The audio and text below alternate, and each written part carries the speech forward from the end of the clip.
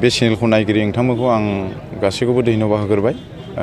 नैथियाव जाहैबाय दिनै जोंनि माखासे लाइमोनफ्रा बिदिनो गोबां खेला दुलायाव बा माबा मोनसे बिथिङाव बिराद गोदोसोनानै थांबाय। बिनि थाखायनो दिनै आङो सासे ससियेल वार्कार हिसाबै जिखिनि जा प्रग्रामावहाय दिनै आङो ओंखारनानै बिदिनो आं रायजो राजाजोंहाय जगाजग लानानै आं बेफोरबायदिनो जाखिनि हायो बेबायदि हेल्प होनानै बेफोरबायदिनो आङो माखासे जोंनि इयुथ्स जोहोलाव जाखांफुनाय सेंग्रा सिख्लाफोरखौ दिनै आङो थुलुंगानाय होदों।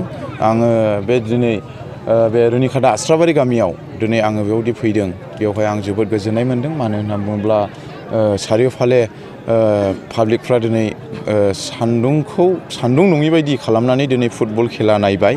बिथांमोनखौ आं बाख्नायदों आरो बेफोरबायदिनो जोंनि इयुथ्स जोहोलावफ्रा दिनै बेफोरबायदिनो खेला दुलाजों बा माबा मोनसे बिथिंजों लानानै गासैबो प्लानिं आरो थांखियाव जोङो आवगायलांनांगौ। माबा मोनसे जुदि बिथिङाव जों सहैनोब्ला चेलेन्ज आरो थांखिया थानांगौ बेनो आरोखि।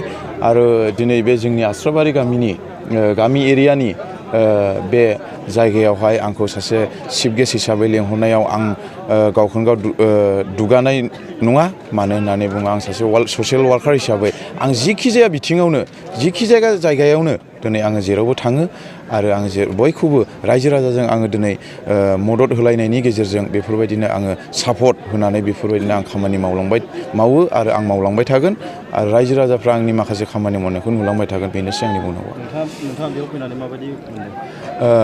मोजां मोनदों। मानो होनना बुङोब्ला आंखौ जाय बिथांमोना दिनै बे खेलानि दैदेनगिरि बिथांमोना दिनै मोजां आंखौ रेसपन्स होदों। मानो होनना बुङोब्ला सासे लिडार बायदि माने आंथ' सासे लिडारबोथ' नङा माने पाब्लिकसो जास्ट आं लोगो दोगो बायदि हिसाबै आं दिनैबो फैदों। दिनै आंखौ बिराद मोजां रेसपन्स होदों।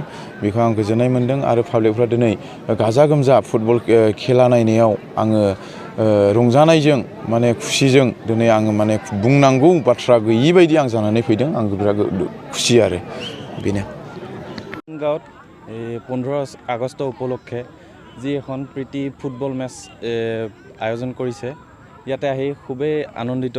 আৰু এনেকৈ প্ৰত্যেকখন গাঁৱে তাৰপিছত প্ৰত্যেকখন গাঁৱত যাতে এনেকৈ ফুটবল মেচ যিকোনো অনুষ্ঠান বা কিবা উৎসৱ বা কিবা দিৱসত যদি পাতে এনেকৈ সকলো মানে গাঁৱৰ মানুহখিনি মিলা প্ৰীতিৰে থাকিব, বিভিন্ন গাঁৱৰ লগত মিলি জুলি থাকিব পাৰিব আৰু আগন্তুক এনেকৈ যাতে পাতি থাকে সেইখিনিয়ে মোৰ ক'বলগীয়া।